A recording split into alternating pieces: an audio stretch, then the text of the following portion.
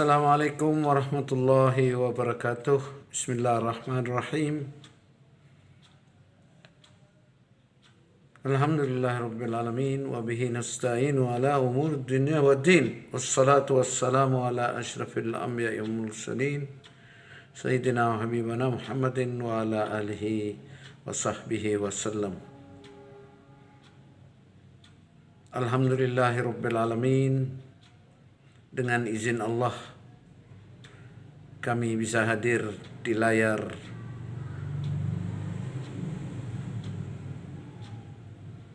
handphone kalian masing-masing dengan materi yang kami rancang khusus untuk kalian di saat PKL, praktek kerja lapangan. Mudah-mudahan apa yang kami usahakan ini bisa bermanfaat buat kalian di sana. Kami mohon dipelajari dengan baik, sebab ini merupakan salah satu kewajiban kalian semua walaupun kalian berada di tempat yang jauh dari kami. Dan tak lupa kami senantiasa seluruh kerabat SMK PGRI 3 Tanggul tidak terkecuali senantiasa mendoakan kalian kehadirat Allah Subhanahu wa taala. Mudah-mudahan Allah Subhanahu wa taala memberikan berkah kepada kalian, memudahkan PKL kalian sehingga impian yang kalian idamkan selama ini nantinya akan menjadi kenyataan. Anda akan pulang kembali ke tempat asal dengan membawa ilmu yang barokah dan bermanfaat. Amin ya rabbal alamin. Selanjutnya, baiklah kami mulai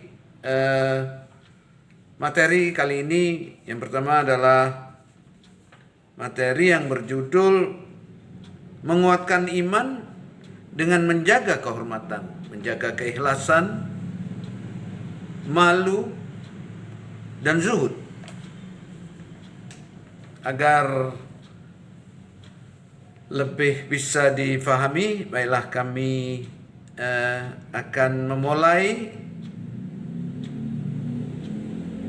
apa yang dimaksud dengan judul pelajaran tersebut.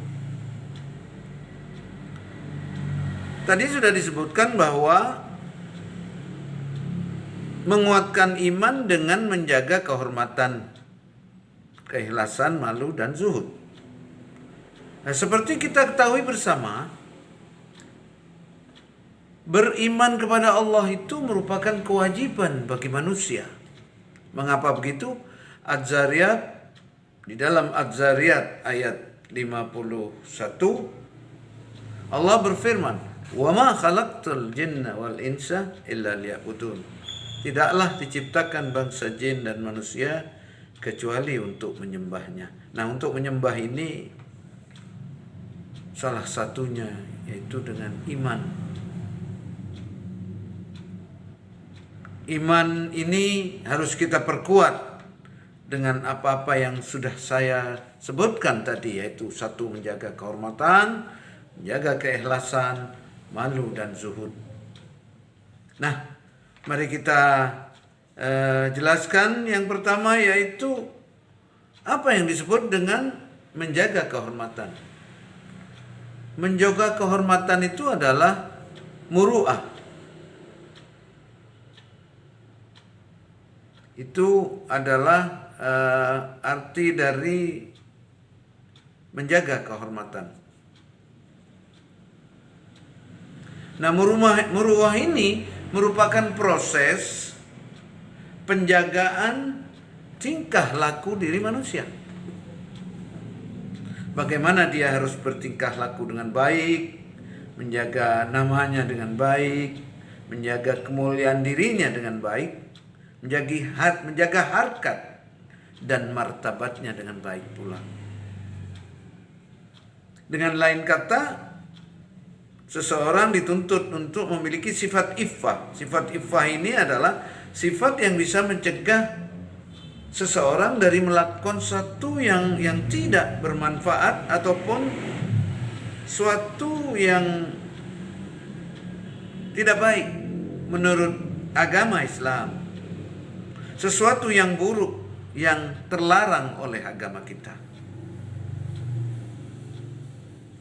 Nah, alhamdulillah dengan memiliki sifat iffah ini, seseorang dengan izin Allah akan bisa menjalani kehidupan ini dengan lebih percaya diri. Karena apa yang dilakukan itu sudah benar menurut agama yang dianutnya, itu agama Islam. Menjaga dirinya untuk tidak melakukan sesuatu yang salah ataupun dilarang oleh agama. Baik, yang kedua adalah ikhlas. Bagaimana seorang bisa menguatkan iman dengan keikhlasannya. Nah, menurut hadis Al-Qudsi, Allah berfirman, Al-ikhlasu sirrun min asrari. Ikhlas ini adalah suatu rahasia dari banyak rahasia Allah subhanahu wa ta'ala.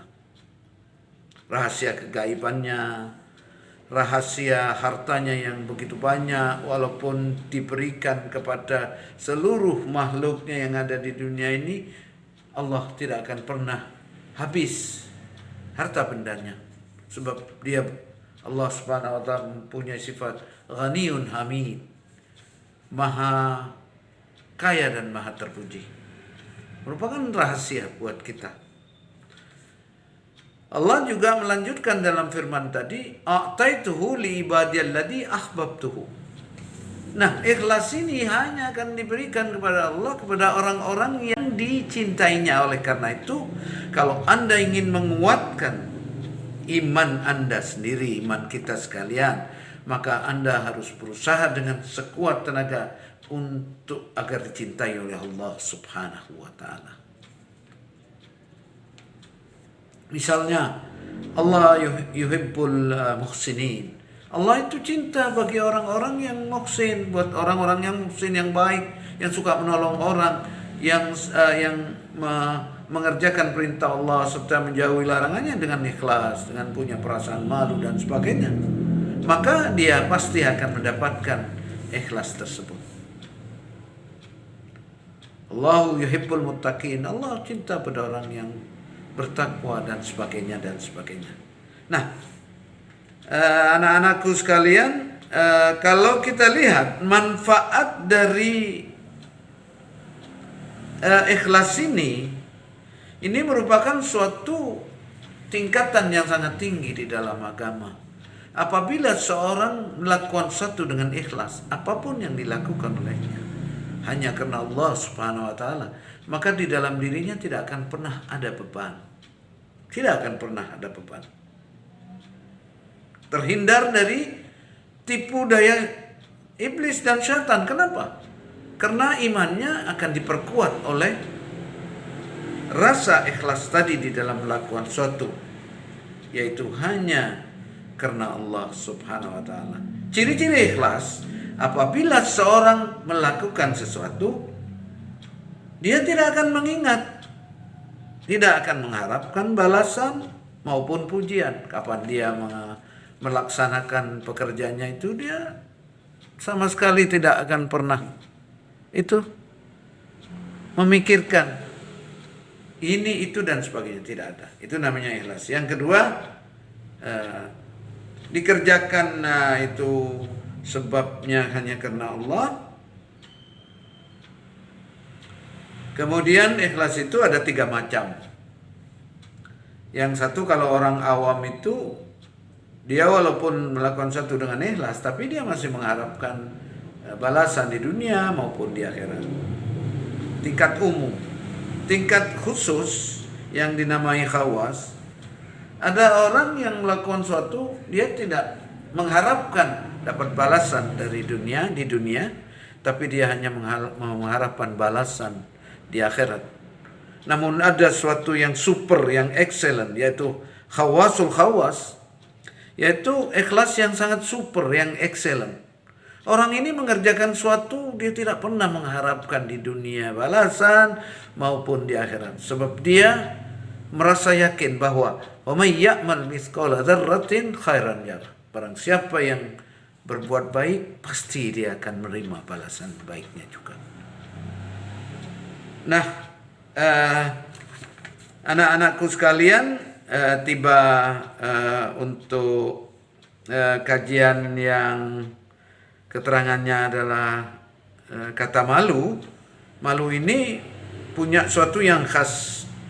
Imam Bukhari Muslim memberikan riwayat pada satu hadis, al-haya'u minal iman. Haya ini, malu ini merupakan bagian dari iman. Bayangkan, kalau ada seorang melakukan suatu hal yang kategorinya malu, maka dia menunjukkan keimanannya kepada siapapun di dunia ini.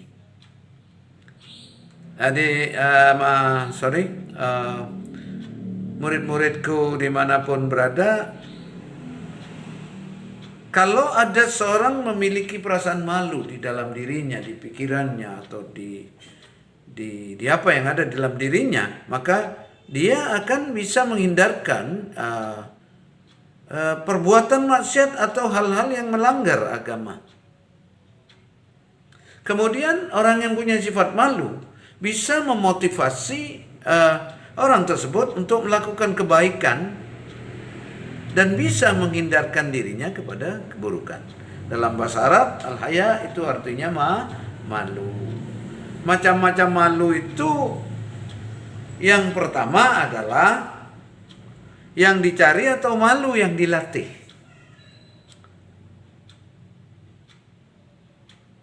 Itu namanya muktasab. Al-haya'u al-muktasab. Jadi yang dilatih, orang bisa menjadi malu kalau dia latihan.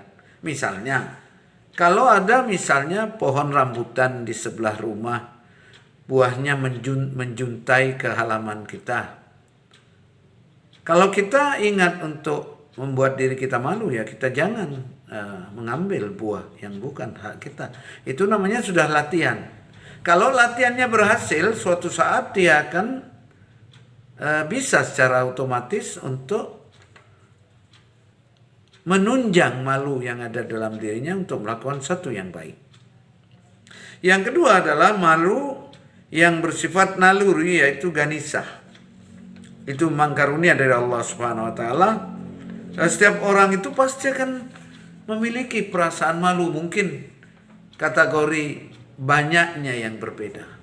Satu mungkin lebih malu daripada orang yang lain. Itu sudah karunia dari Allah Subhanahu wa taala.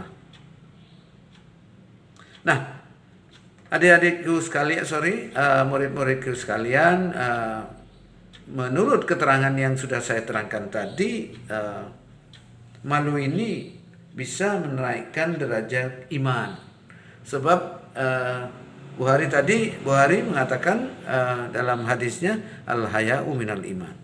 Setiap orang yang bertindak sesuatu hal berdasarkan rasa malu, maka dia artinya menampilkan imannya. Nah, bagaimana sampai saat ini?